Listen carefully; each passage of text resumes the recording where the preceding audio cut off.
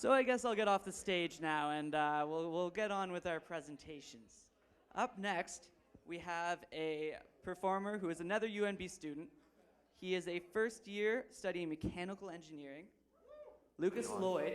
He is from my hometown of Raffle, New Brunswick.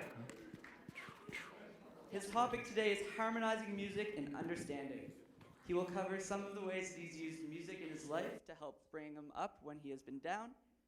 And he will talk a little bit on how he has shifted his views from memorization and knowledge to truly understand what is going on when he's playing music.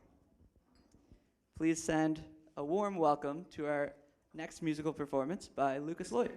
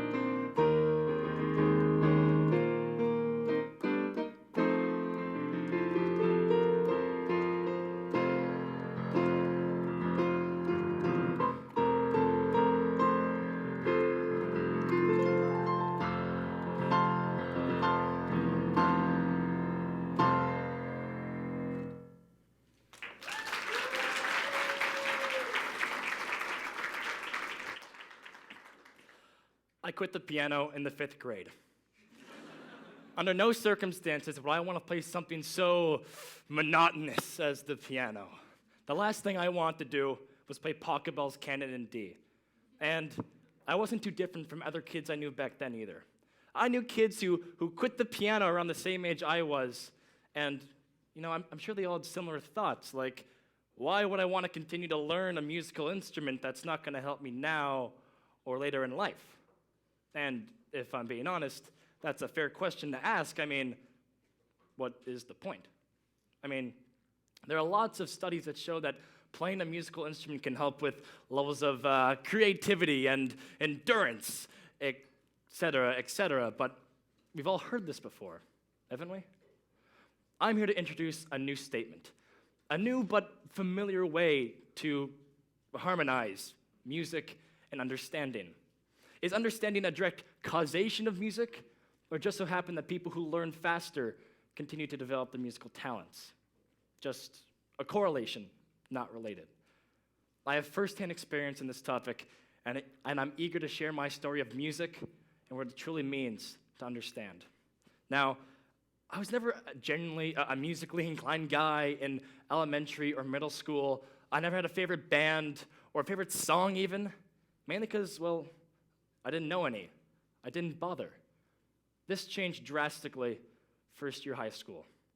Now, before I can go on, I have to say, I was a very spontaneous child when I was younger, all right?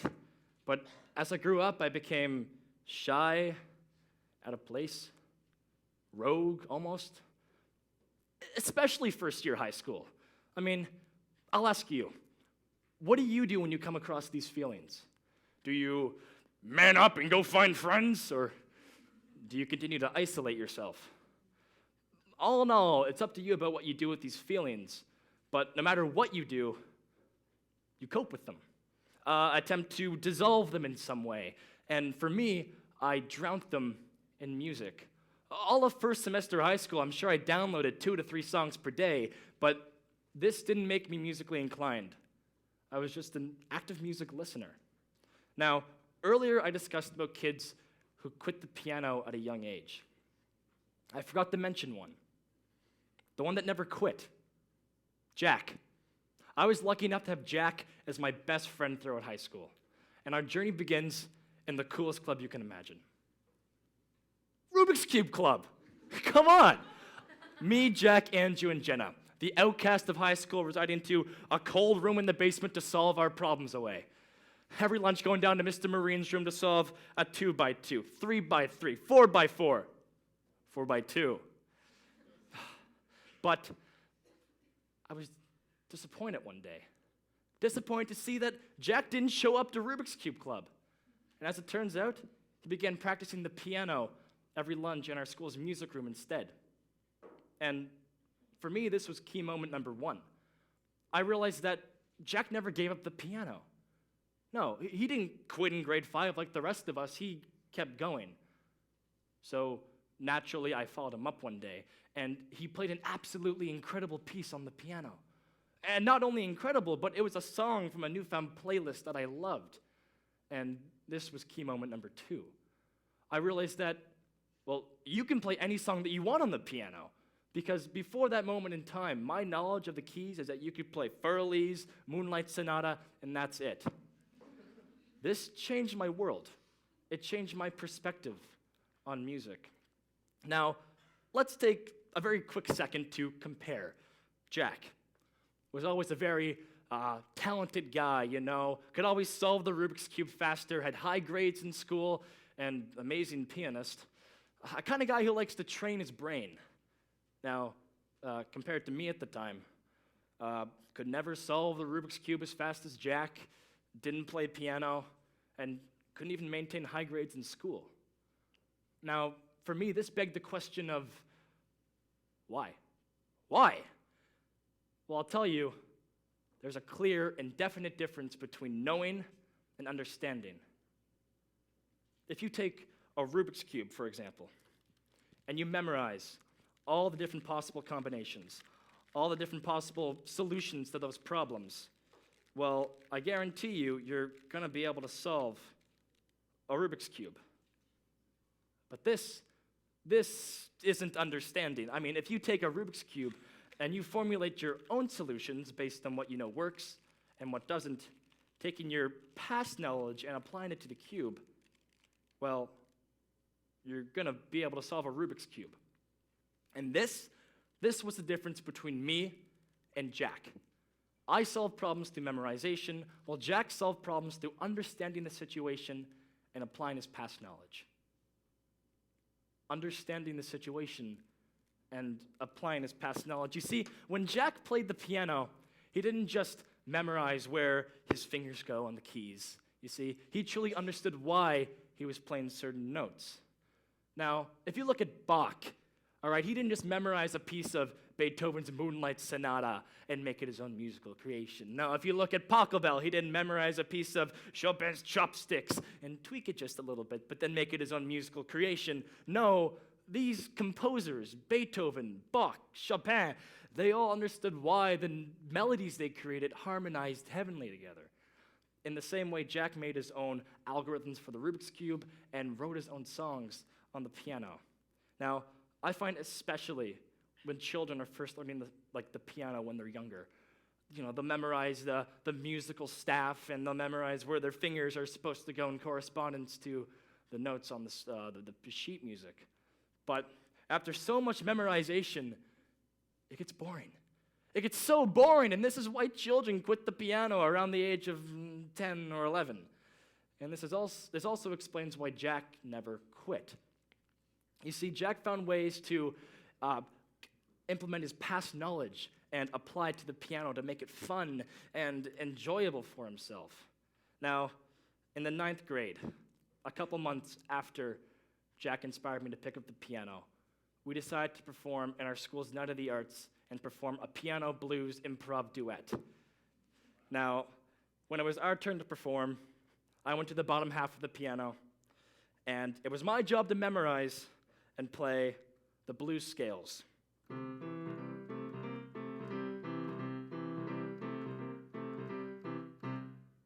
I mean, nothing too exciting, really.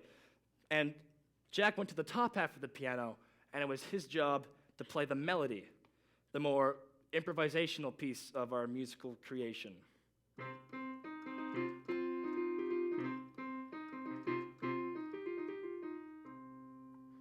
A little bit more exciting. Now, I was so nervous that night to perform what little I had to offer. But if there's one thing that you should take away from our performance that night, is that, well, you shouldn't be like me. You should be like Jack. Because the last thing you want to be doing is memorizing and looping blues scales. Nothing against any bassist in a blues band. All I'm saying is that you should be the person who understands by being like Jack, by being the individual who creates their own melody. Now, this all kind of begs the undying question of how can I put myself into a position where I can learn to understand? Now, I came here today claiming that there was a way to harmonize music and understanding. But if I'm being honest with you, it's something a whole lot more than that. Now, I don't expect everyone to pick up a musical instrument and just start playing it. No, that's ridiculous. I don't expect you to. But when I tell you it's something a whole lot more than that, I mean, it's about finding your own way to accelerate the way your brain processes. There are so many different ways to expand your understanding.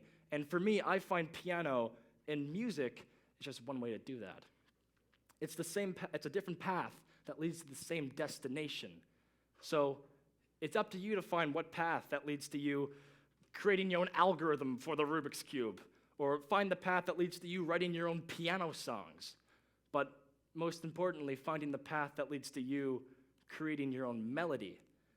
And melody is exactly what you need to harmonize understanding. Thank you.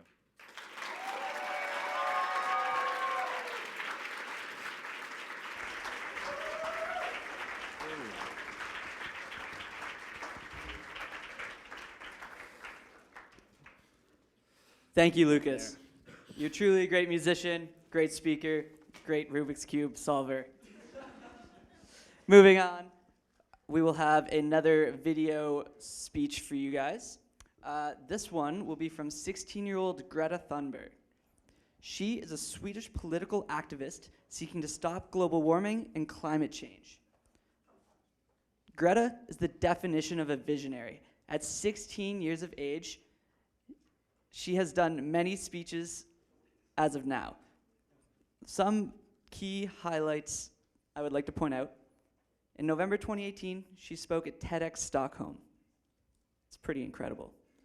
Second one, in December, she addressed the United Nations Climate Change Conference. And then, in January 2019, she was invited to speak to the World Economic Forum at 16 years of age. And today, this 16-year-old will share some of her knowledge with us here at UNB. So please turn your attention up to the screen, and I would say give a warm welcome to Greta, but she is not here today. Please turn your attention up to the screen.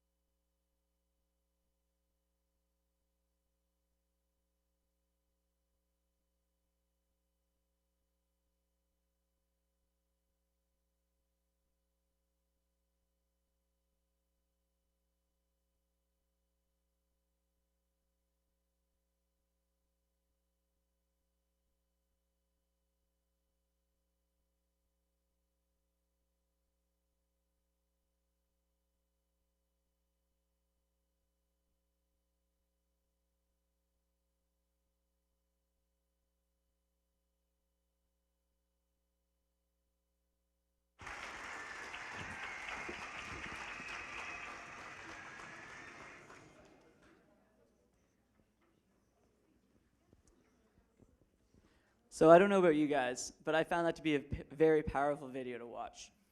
And I hope that some of the key messages resonated with you and that you keep them in the back of your mind going forward with the rest of the day and the rest of your life.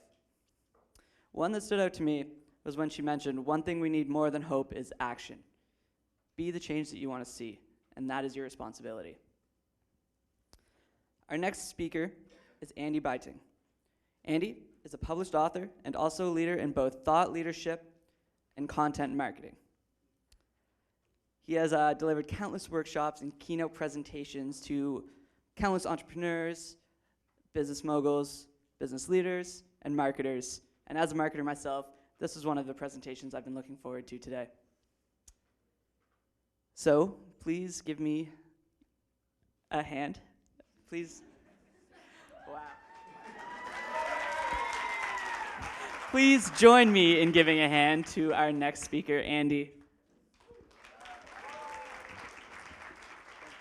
Thank you. So I want to start by addressing the elephant in the room. See, I know what you're all thinking. You know, I'm up here on stage, and you're asking yourself, how did that guy on stage get such a fantastic jacket? And in one instance, how did he become the best dressed guy at TEDx UNB, right? I'm going to address the jacket in a moment, but I want to start with a question for you. Now, you're all students in the room, so I'm going to ask you about your personal branding. How are you putting your personal brand and marketing that out into the world? Now, I'm willing to guess that many of you, when you think of your own personal branding, you might think of your Facebook page, maybe your LinkedIn profile, that's a good one. Maybe a blog that you wrote that you started a couple of years ago. Perhaps maybe it's even a white paper or a report that you wrote during university. But I'm going to challenge you for a moment because I'm willing to bet that many of you have never even given it one thought, your personal branding. Now, I want to challenge you on that approach because I'm willing to bet, in a few years, you're going to be out in the marketplace and you're going to be applying for your first dream job in your area of specialization, in your area of expertise that you've studied for so long. And when you apply for that job, you're not going to be the only one applying for that job. There's going to be others. You're going to have competition. And I'm willing to bet that if I asked them what they did for their personal branding, I'd probably hear this. Well, I might think of my Facebook page, my LinkedIn profile. That's a good one. Maybe they wrote a blog. They started a blog a couple years ago. Perhaps they wrote a white paper or a report while they were in university. Or perhaps, like you, they didn't even give it one thought. And if that's the case, all things being equal, because I'm willing to bet that many of them are just as smart and qualified as you are, and if all things are equal, what makes you to stand out from your competition, and this is where the jacket comes in, what makes you become the yellow tulip in the sea of red? So I'm going to tell you a little story. I grew up in family business. My mother and father started a retail home and garden center in the 80s. It was a good business, provided a great living. My siblings and I, we worked in the business. We worked hard for many, many years, but we were able to bear the fruits of our labor, and we had a great living, and it was a good business. And then it happened. Big box store moved in. I'm sure you've heard the story. For us, it started with Walmart. Then Home Depot and Costco, they all came into our marketplace and started taking market share away from our business. About this time, I was getting into business. I was taking over from my father, and it was tough. And there were many, many years that it felt like we were working harder for less money. It was around that time that I was fortunate enough to meet a business mentor and advisor of mine. His name is Vern Harnish, and he taught me this concept. He said, Andy, you need to own the ink in your industry. He said, if you want to stand out in the marketplace and be positioned as an authority in your marketplace, as the expert, you need to own the ink in your industry. Whatever your customers are reading, have it come from you. That learning, that teaching that he gave me reminded me of a quote that my father told me when I first started in business. And he read to me, he said, the secret to success is to know what you're doing and be known for what you know. You see, we knew what we were doing. We were good at advising people in their gardens, helping them make their landscape beautiful, helping them with their home decor. We were good at that.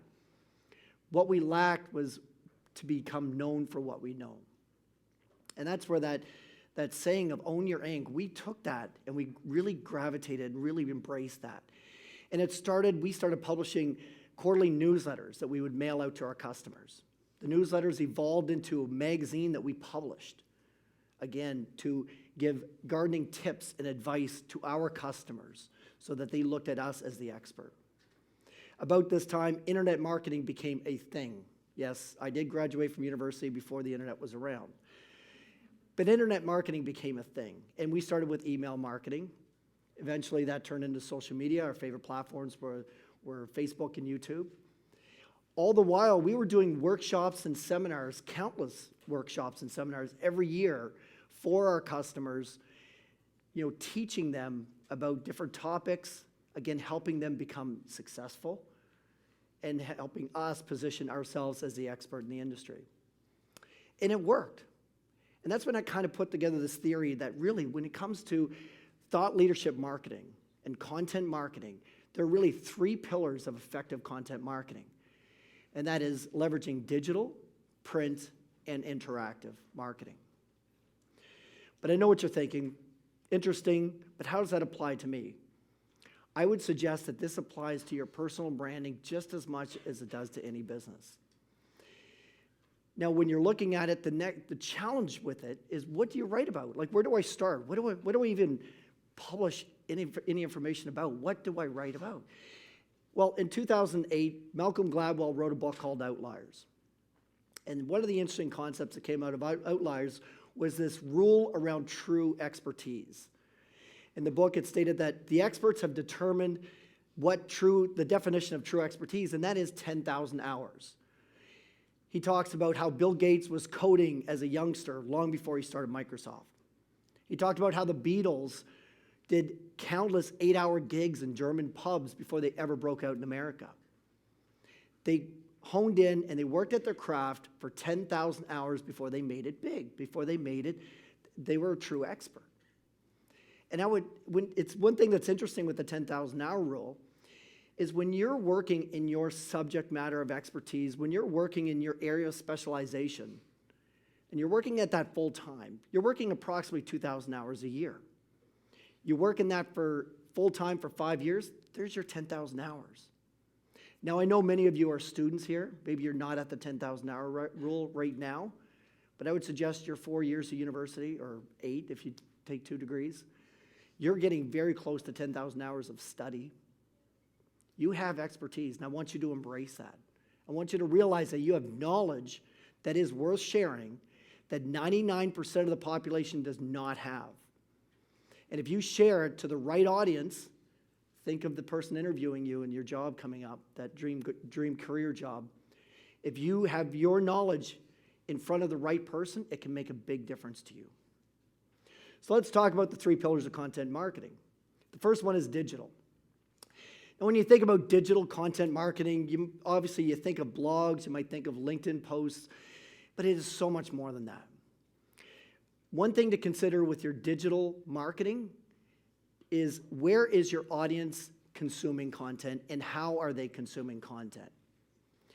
You see, in digital marketing, digital content, people consume content in one of 3 ways. They either read it, watch it, or listen to it. Read articles, watch videos, or listen to audio clips. Now, if you look at putting content out there in the written format, yes, you want to be on social media. You want to have your Facebook, your Twitter account. You want to share information that way. As students, LinkedIn is where I would be publishing articles, because your future employer is going to look at your social media accounts, specifically the LinkedIn, and as an employer, we don't employ anybody until we at least try to check out their Facebook page, see what kind of a person they are. And do you want your future employer to see content around the updates of Friday night's party, or a white paper that you wrote on LinkedIn about a specialized area of study that you did that addresses exactly what that person is trying to hire for? Think about how much of a difference that'll make for you. So written content marketing works, and you want to share your knowledge and expertise in the written form. Oftentimes, the biggest objection I hear is, that's great, Andy, but I don't have the time.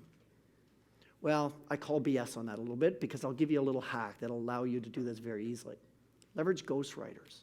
If you're not a writer, I'll tell you myself, I believe I have knowledge and expertise worth sharing. I am not an English major, and if I were to write an article, it would take me 3 agonizing hours, and it would be very poor quality, and nobody in this room would want to read it. However, I will use the recording app on my smartphone, rant into that 5 or 10 minutes, I send it to my ghostwriter. A day later, I have an article written for me. A few edits, and it's posted. It's out there. Anyone can be a published author in their own right online. Leverage a ghostwriter. If you're going to do video, video is great for content marketing, by the way, because video is the most engaging form of content marketing. It's engaging because it engages your audience with 2 senses, visual and audio. However, video has its drawback as well, because not everybody will consume your content in video format. And when you think about it, if you see a video in your LinkedIn or Facebook feed, what's the first thing you do? You see a video that might be interesting, you look at the time. And either subconsciously or consciously, you ask yourself, do I have 3.5 minutes to invest in this video or not? And sometimes the answer is no. The downside of that is if the answer is no, that video will not be consumed because chances of them finding that video or coming across it again are pretty small. So video does work well, but it's not the be-all, end-all. And if you do video, do yourself a favor. Make sure you have a good webcam. Of course, that goes without saying. Think about the lighting. Make sure you have some lighting in front of you, not over top head lighting that casts shadows on your eyes. And God forbid, how many people have a video with a nice big window behind them so they just look like a silhouette at best? Think about your video. And the final little trick is make sure you use a lapel mic. Oftentimes when you watch a video and you think, wow, that wasn't a really good video, a really well-produced video, it's often the audio, the quality of the audio that will make all the difference. So it's a few little hacks. Also, leverage freelancers to help you produce and edit it, and you'll have professional videos. Now, audible content is interesting because podcasts have been around for a long time, but they've really grown in popularity in recent years, mainly because audio content is the only content you can consume while doing other activities. I personally love audio content because I can consume it when I'm driving home from work. I'm going to the gym doing a workout or doing work around the house. So don't discount audio content.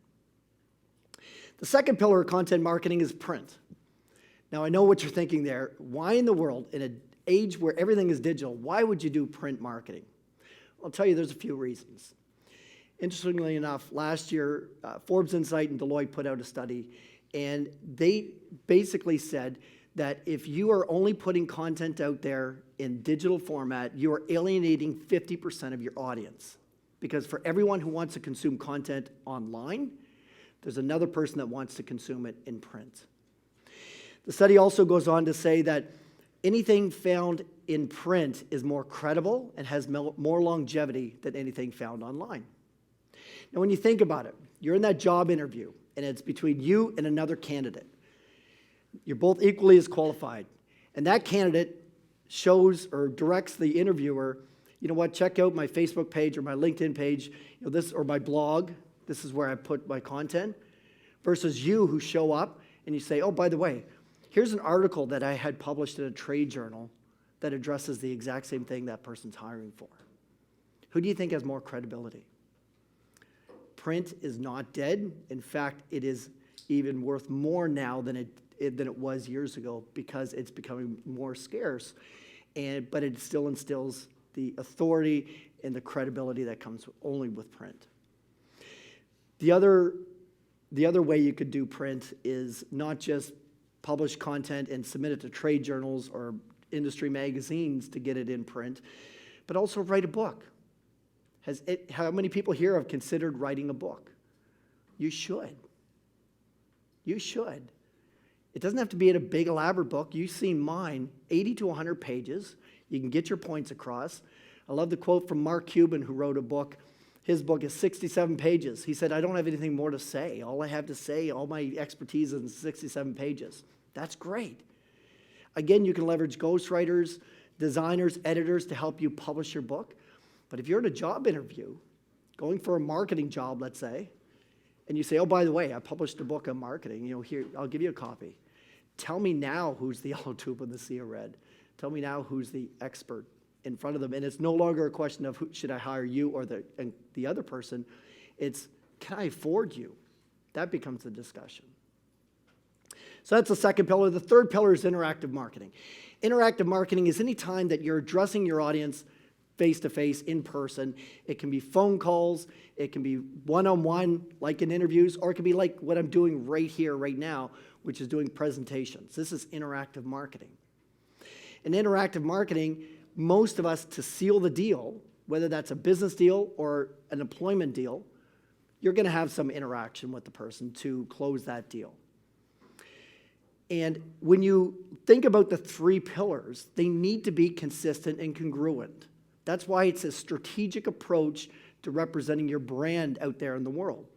Because the messaging you're putting out in digital format needs to be congruent with the messaging you're putting out in print, and also what you're talking about when you're finally addressing your audience one-on-one. And I would challenge you, these are business concepts, but they're just as applicable to personal branding. And like I said before, do you want your personal branding to be by default or by design? I would suggest you consider doing it by design. Update your LinkedIn posts. If I can give one piece of advice for students, keep your LinkedIn posts clean. That's your professional page. Have articles in there, regular articles or video blogs. Update it. Put your knowledge on there. I want you to embrace your knowledge in your area of expertise and know that there's an audience out there for your content. And strategically approach the three pillars of content marketing, your digital, print, and interactive, to have an effective strategy to share your thoughts and ideas out there in the marketplace. And if you do that exceptionally well, you will become the authority in your marketplace. You'll be the expert. You'll own the ink in your industry, and you too can become the yellow tulip in the sea of red. Thank you.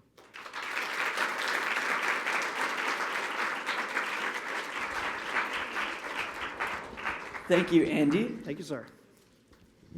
Something we actually talk about in my degree a little bit is your personal branding, but it's not very often that you have an expert here sharing some tips on how to actually improve that. And believe it or not, all of you here today, you are building your personal branding. You're here expanding your horizons, trying to learn something new. Every single day, you're actually working on your personal branding, whether you know it or not. If you're at the cellar with some friends, that's networking. If you're at the sub, you're working towards a goal. Regardless, you're building your personal brand.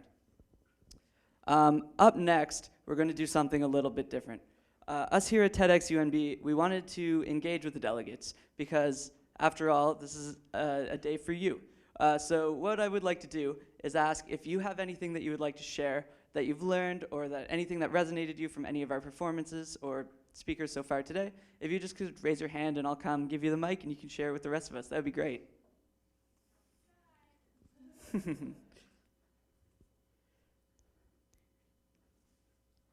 I am having trouble seeing, so I'm going to come walk up here.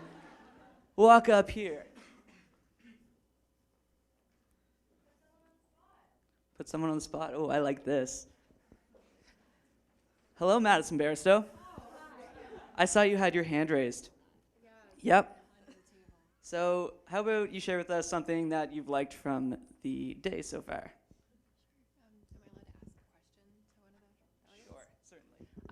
So I would like to put Andy, who just spoke, on, if he's not paying attention, but anyway. I'm a marketer. Hi, I'm a marketing major, and I wanted to ask you about LinkedIn. So you say publishing articles and stuff like that is important, but what do you think about sharing other articles and other things? I think it's great.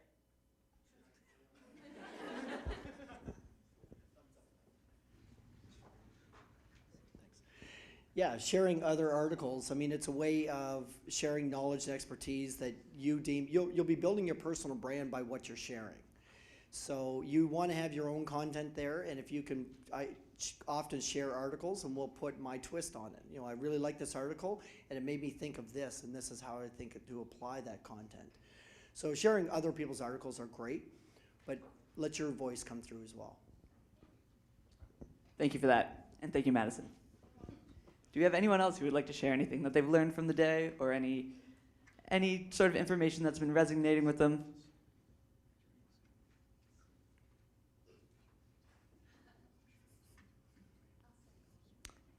Great, thank you.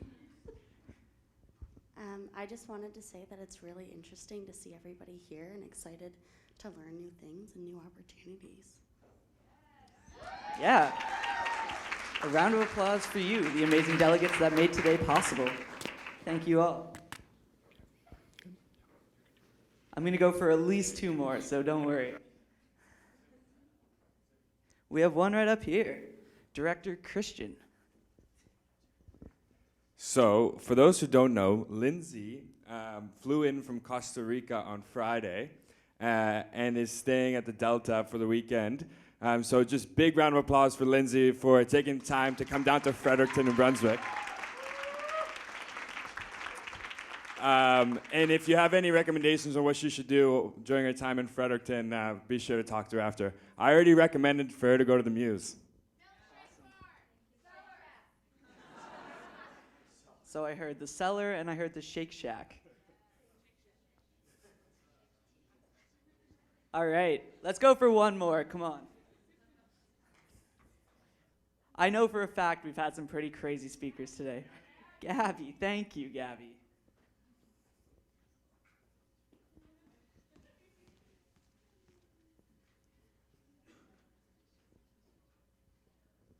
I guess I just really wanted to say I really enjoyed Lindsay's talk, and it's made me really excited to follow my passion and made me really secure in my decision to decide to follow marketing instead of accounting this year. So, thanks, Lindsay. As a marketer myself, I approve that choice. All right. One more up top. Perfect. Who? Perfect. I just want to say thank you, Gabby, for speaking, because I figured if you spoke, I should. So I just want to say thank you to Lukas, wherever he is. I think it's pretty, thanks, Lukas. I think it's pretty impressive to see that a first-year mechanical engineer got up on stage and presented such an amazing talk, and that everyone here in this room is so young as we are. I think it's pretty exciting to see what we're all going to be able to go, or where we're all going to end up in the future, and what we're going to be able to accomplish, either individually or together. So, thanks. Thank you very much.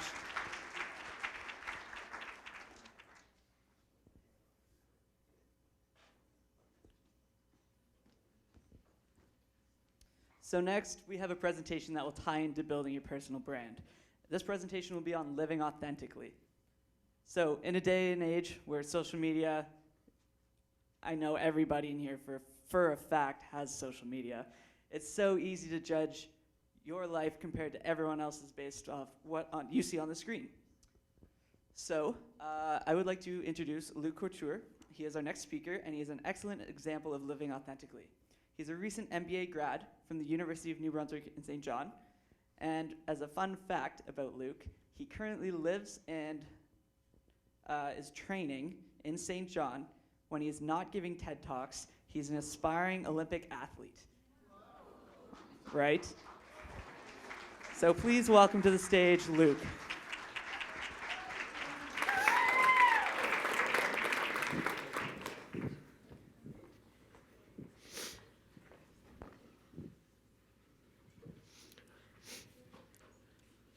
So there I was, face down on the ground in a puddle of sweat. My badminton racket tossed carelessly beside my right shoulder, my head throbbing to settle my heart, beat by beat by beat. I had just lost the first round of the Latvian Open, losing first round after 6 weeks of pure physical pounding on my body. I couldn't believe it. I've always believed sport to be a direct parallel to life. You start off as this innocent, unmolded creature. You move, you make a mess, you learn, and you grow.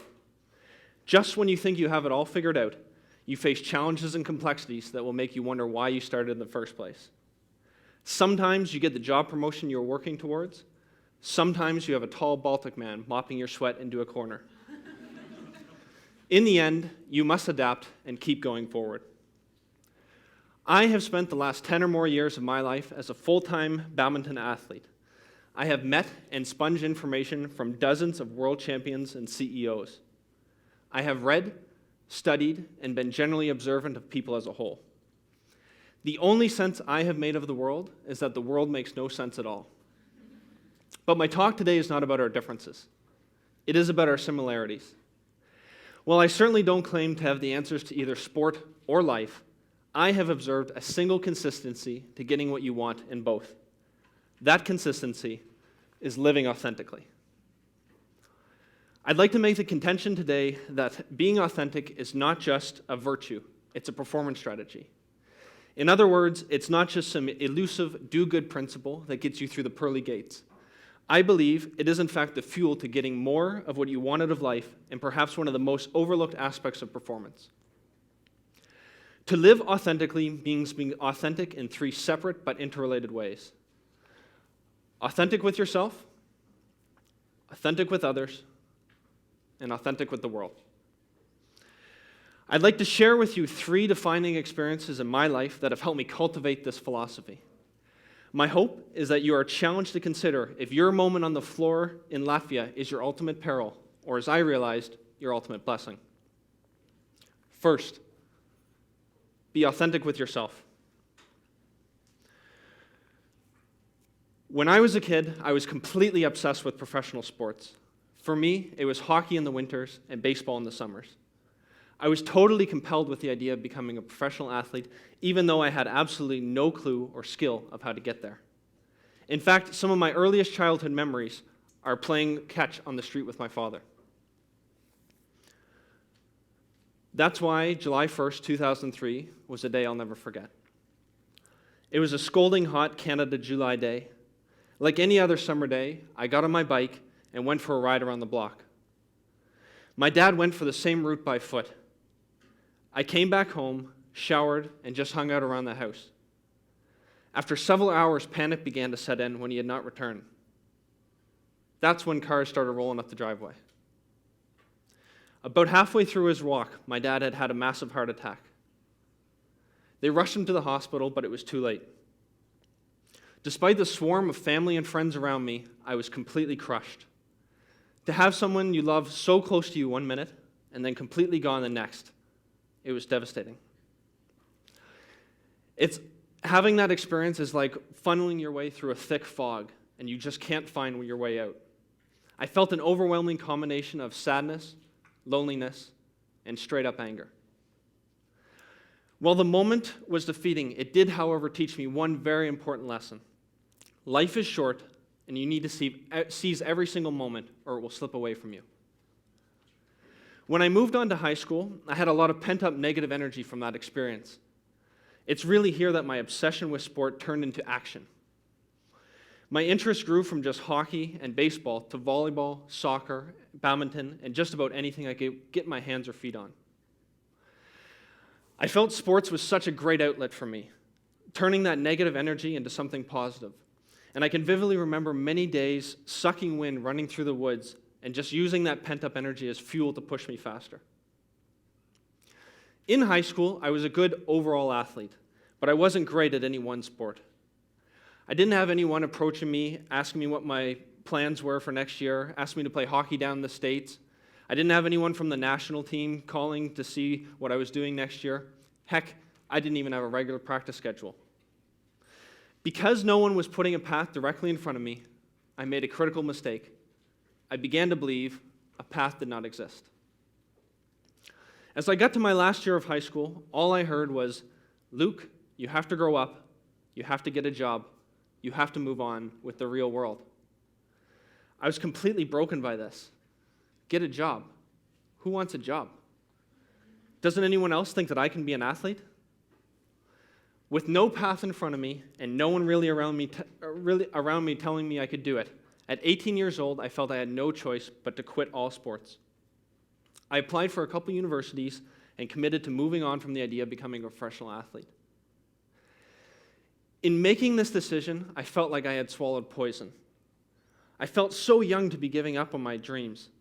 And I can distinctly remember a few days walking around completely lost with this sort of out-of-body feeling that I was trapped living someone else's life. I wasn't myself. A few weeks later, I got a call that would change my life. The president of Badminton, New Brunswick called me to say there was a national event being hosted at Mount Allison University, and there were some scouts from British Columbia down to look at players. Now, you have to remember that I wasn't that serious at all about badminton at the time. In fact, I fully considered myself a hockey player. But without him saying another word, I could feel a fire and an intensity beginning to burn inside me again. I knew, and I could feel, this was an opportunity. I got the call on a Thursday night. On Friday, I went down to Mount Allison and beat the guy who was the Atlantic champion at the time. 2 weeks after that, I was offered a full scholarship in British Columbia. I spent the next 2 weeks asking every single friend, family member, and person I knew in town what I should do, but I think deep down, I knew all along that I was going to go. It was the first time in my life where I was being completely real with who I was and what I wanted to do. So, at 18 years old, I decided to move 5,000 kilometers away from home. I had never done laundry once for myself. All I knew is that I wanted my life to be about something more than paying bills and dying. I took my first step into the unknown. 2, authentic with others. So, I get to Vancouver Island University, and I'm completely mesmerized by the world around me. I have these tall, rolling mountains that I find myself running every morning at the crack of dawn.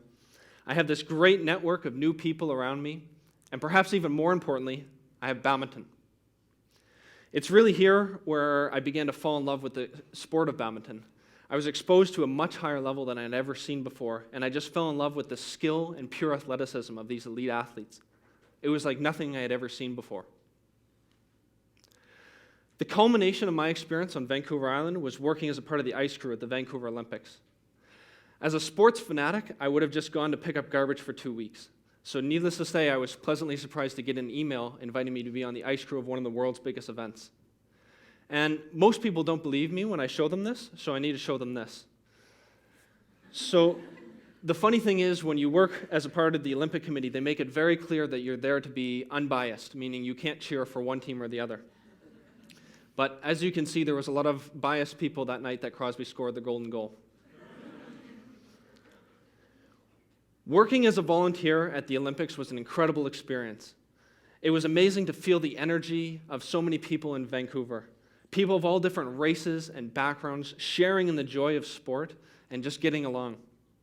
It was also pretty cool to meet some of these hockey legends and skate in front of 20,000 people every single night. And while it was incredible to work at the Olympics, it made me really realize that I wanted to be the one out there wearing the red and white that everyone was cheering for. I knew that if I wanted to take this pursuit, this badminton thing, to the highest level, I needed to surround myself with the best. I had to take massive determined action. I left my full scholarship at Vancouver Island University to move to Vancouver mainland to be around some of the best athletes in Canada. Now, I don't know about you guys, but full scholarships don't get passed around my family too often. So this was a really big deal. I went from living a fairly comfortable university life to being completely broke in a matter of weeks. I slept on the floor of a one-bedroom apartment with 2 other people.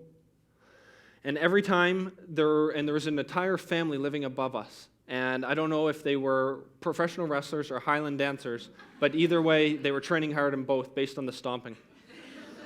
Our house would shake and glasses would fall every time an airplane would go over because we were so close to the airport.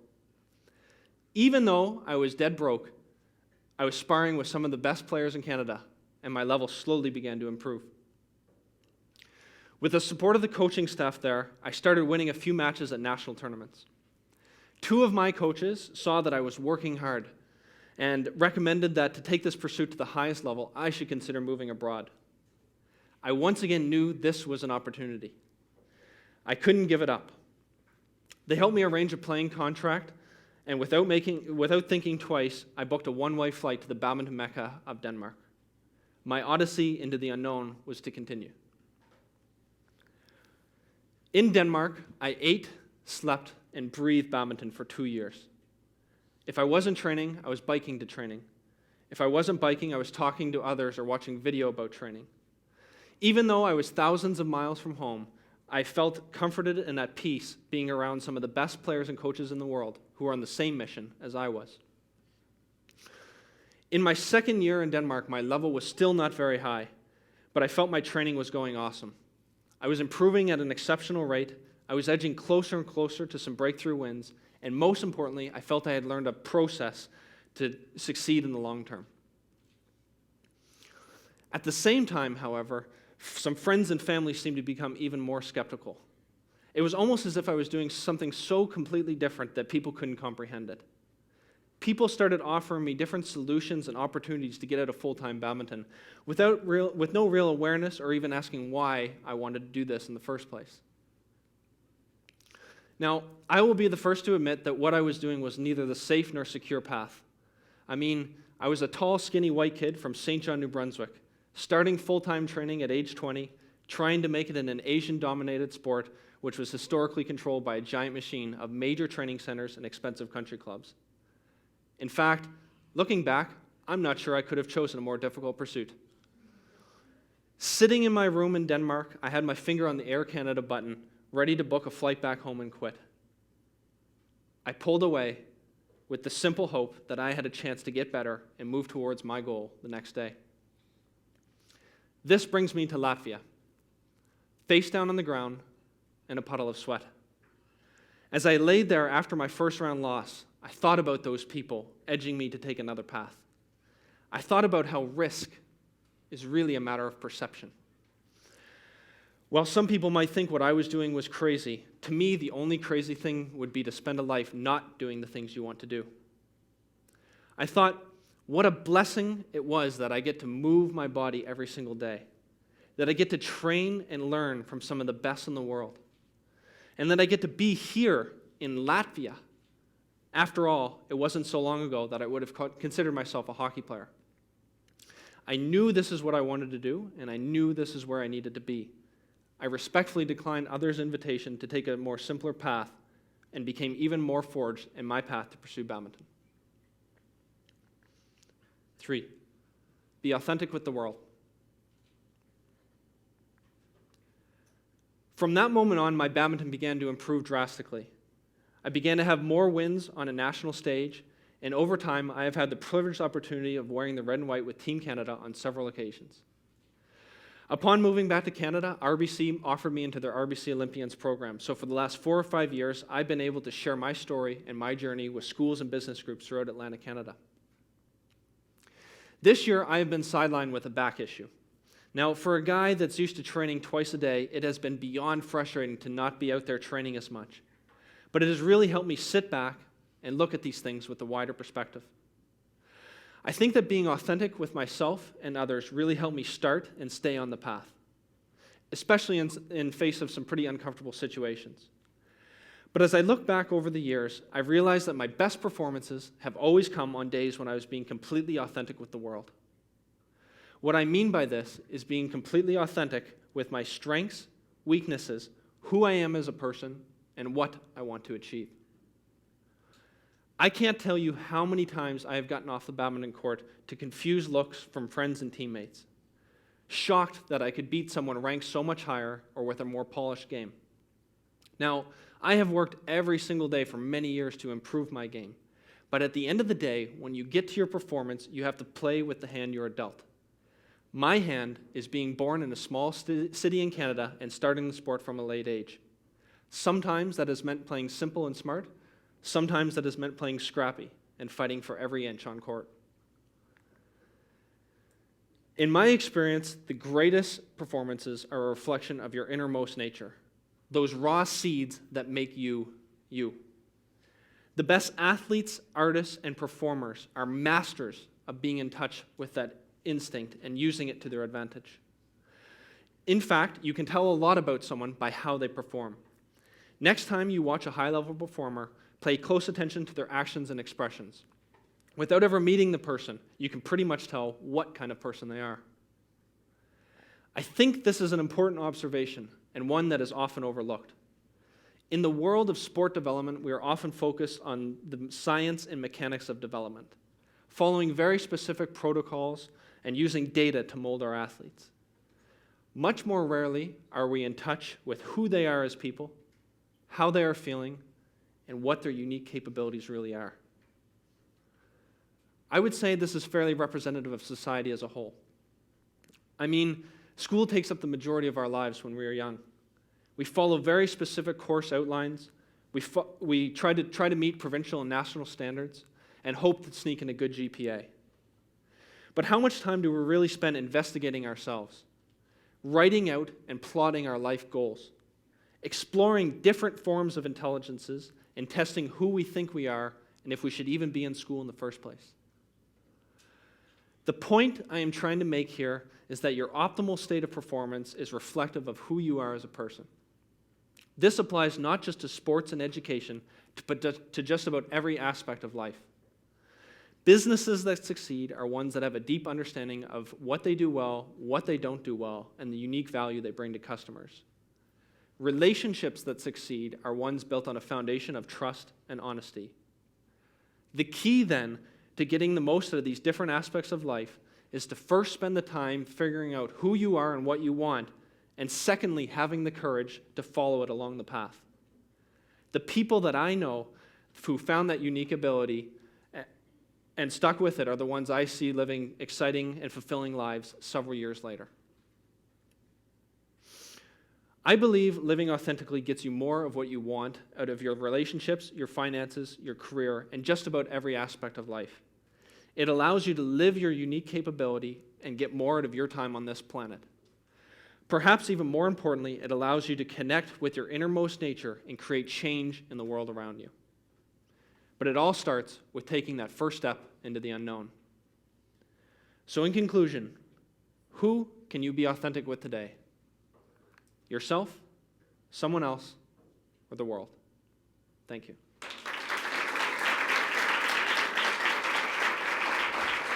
Thank you, Luke, for sharing your stories with us. Thank you. Working on being authentic is something that always can be improved upon. So I've been taking serious notes this whole presentation. Thank you. Up next, we have our final musical performance of the day, Ben and Jerry.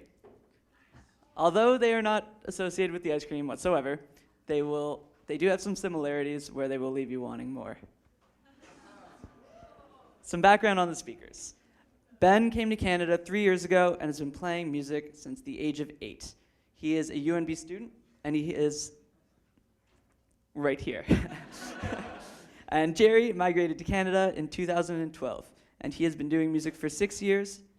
They are both students here at UNB. Jerry studying computer science, Ben studying arts, and now they will be doing a musical presentation. Thank you.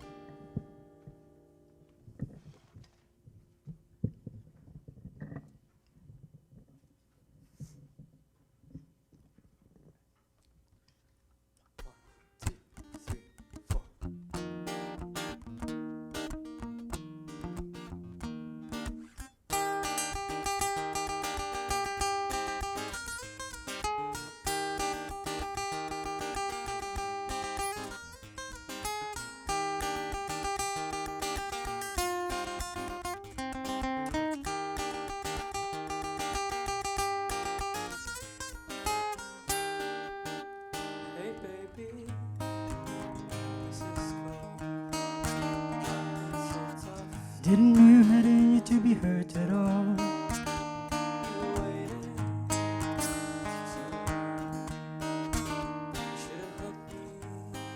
before I put my raincoat on.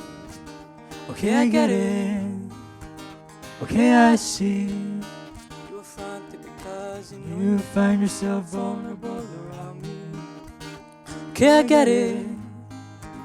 Okay, I see. You feel vulnerable around me.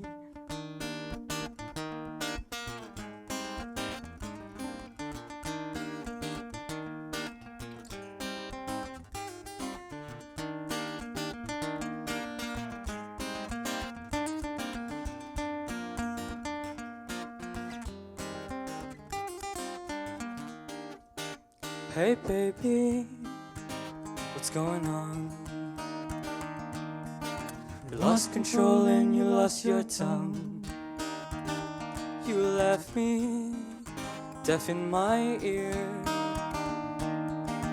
Nothing you can say is gonna change the way I feel. Okay, I get it. Okay, I see. You were frantic because you knew you found yourself vulnerable around me. Okay, I get it. Okay, I see. You're still too close to your boundary. You wanted nobody around to see. You feel vulnerable around me.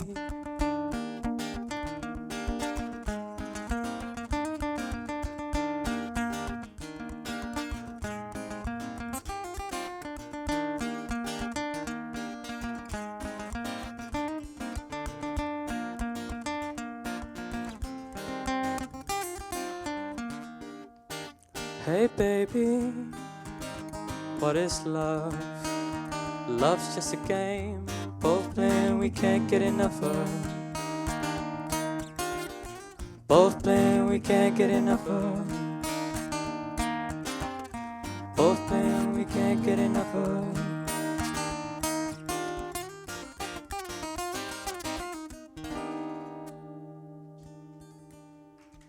Thank you very much. Thank you guys.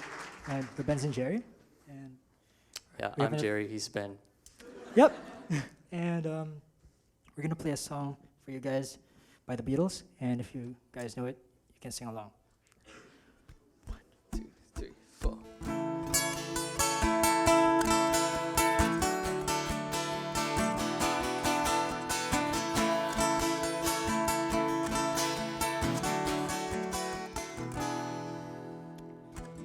Here comes the sun, doo-doo-doo-doo. Here comes the sun, and I say it's alright. Little darling, it's been a long, cold, lonely winter. Little darling, it's been like years since it's been here. Here comes the sun, doo-doo-doo-doo. Here comes the sun, and I say it's alright.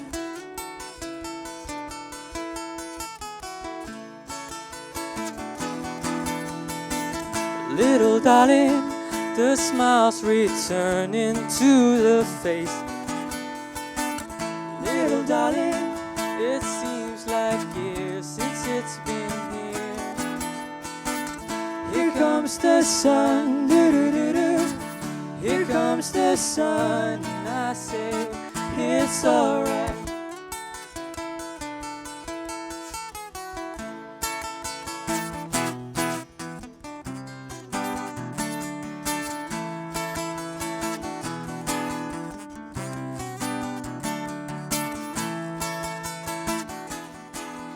sun, sun, sun, here it comes.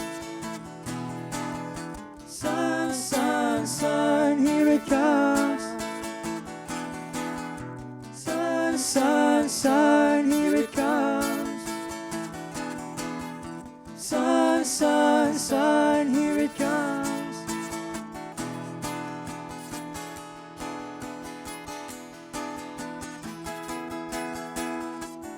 Little darling, is the ice is slowly melting.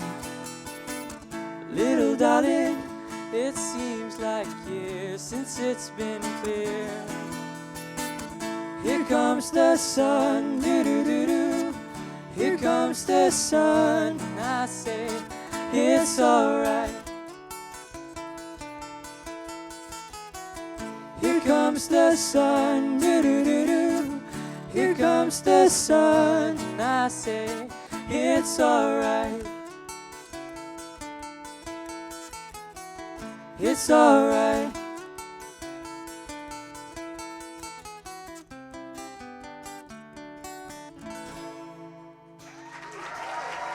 Thank you, yeah.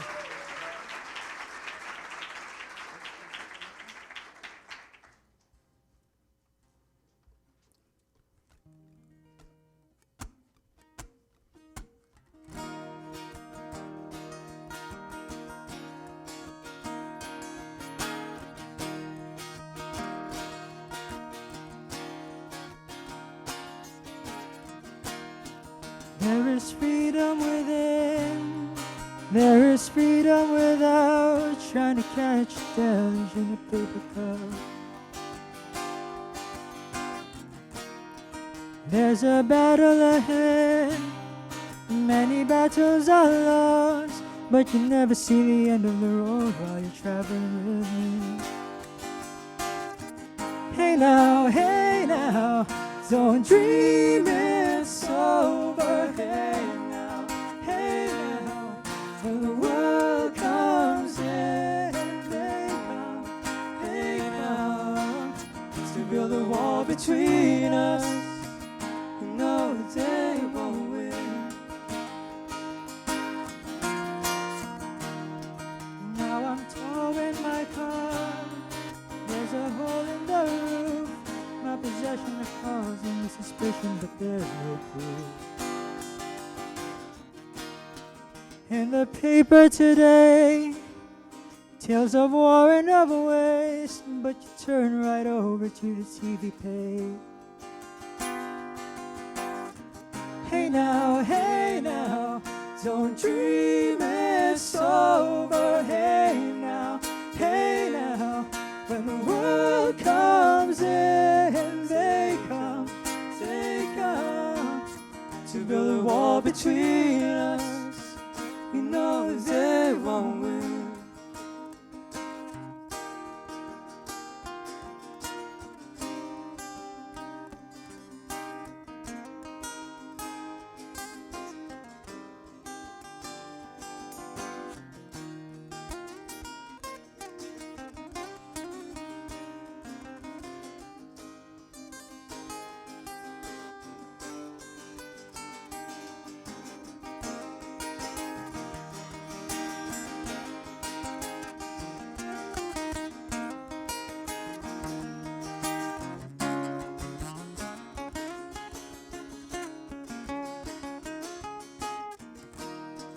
Now I'm walking again to the beat of the drum, and I'm counting the steps to the door of your heart. Only shadows ahead, barely clearing the roof. Get to know the feeling of liberation and release. Hey now, don't dream it's over. Hey now, when the world comes in, they come to build a wall between us. We know they won't win.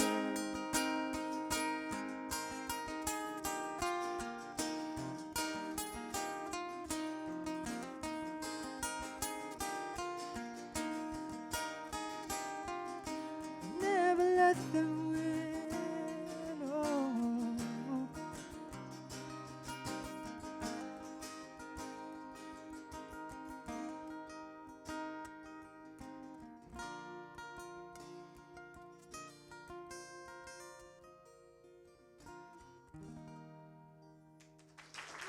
Thank you very much, everyone.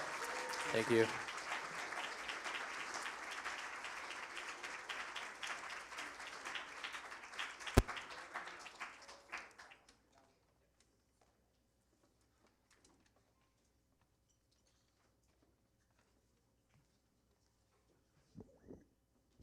Thank you guys for that amazing performance. Up next, we are going to do the raffle. So as we had mentioned earlier, these are the second round of door prizes. And Grace is going to come up here and explain exactly what they are. All right. So what did everybody think of the day?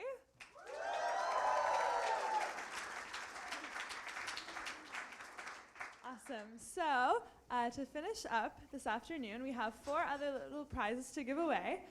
So as hopefully you found out by now, our theme for today is Odyssey. I'd hope. So hopefully that's not news to anyone. But one thing that we wanted to focus on with this theme is, what kind of journey and adventure took you here today, the kind of journey and adventure you had today, and where that will take you in the future. And so we wanted to give you a little bit of motivation and encouragement to get there. So what we have to give away to you are 4 passes, a full weekend pass of rentals from Radical Edge for camping. So within this, you get your choice of tent, pack, sleeping bag, and sleeping pad. So you can have a full weekend camping getaway courtesy of Radical Edge. So let's give them a round of applause. Thanks, Radical Edge. All right, so if you could get your tickets back out again, or your photo of them. Michael, do you want to pick 4 tickets again? 4 tickets? Yep. And we'll call out the numbers, and then all 4 of you can come down at once and get your passes.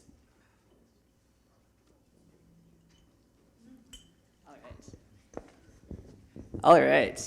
So, drum roll, please. The first ticket, number 0214238. Hello. Yeah.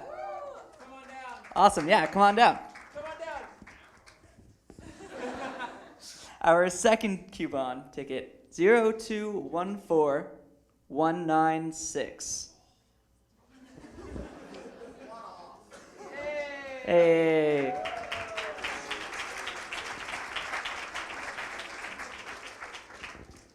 Our third ticket, 0214